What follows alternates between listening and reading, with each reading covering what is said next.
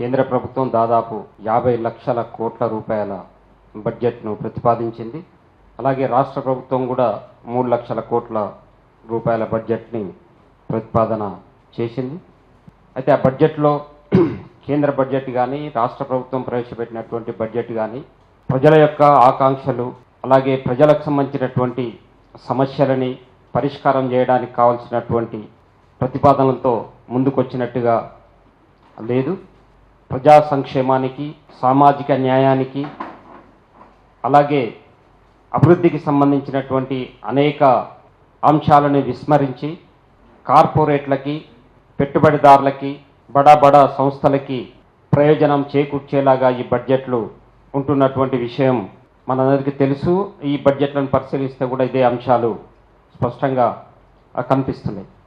కాబట్టి ఈ నేపథ్యంలో ఈ బడ్జెట్ల పైన కొంత చర్చ చేసి ప్రజలలో ఈ బడ్జెట్ ఏవైతే కేంద్ర ప్రభుత్వం ప్రవేశపెట్టినటువంటి బడ్జెట్ కానీ రాష్ట్ర ప్రభుత్వం ప్రవేశపెట్టినటువంటి బడ్జెట్ కానీ ఎట్లా ప్రజా వ్యతిరేకంగా ఉంటా ఉన్నాయి అనేది ప్రజలలో ఒక డిబేటేబుల్, ఒక చర్చనీయాంశం చేయాల్సినటువంటి అవసరం ఉంది.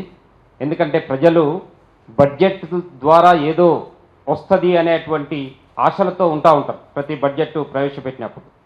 కాబట్టి ఈ బడ్జెట్ల వల్ల ప్రజలకు ఏం వనగూడుతుంది, ఏమొస్తుంది అనేటువంటి అంశాలని, ఏ నష్టం జరుగుతూ ఉంది, ఏ రకంగా ఈ బడ్జెట్ యొక్క దీన్ని పంపిణీ జరుగుతూ ఉంది అనేటువంటి అంశాన్ని, ఎక్కడి నుండి రాబడతా ఉన్నారు, ఎవరికి ప్రయోజనం కలిగించేలాగా ఉంటా ఉన్నాయి అనేటువంటి అంశాలని చర్చ చేయాలని చెప్పేసి సిపిఎం పార్టీ భావించింది. అందుకే వామపక్ష పార్టీలందరితో కలిసి కూడా ఈ ప్రజలలోకి వెళ్ళడానికి ఈ అంశాన్ని తీసుకెళ్లడం కోసం ముందుగా ఒక రౌండ్ టేబుల్ సమావేశం లాంటిది ఏర్పాటు చేయాలని చెప్పేసి భావించాం.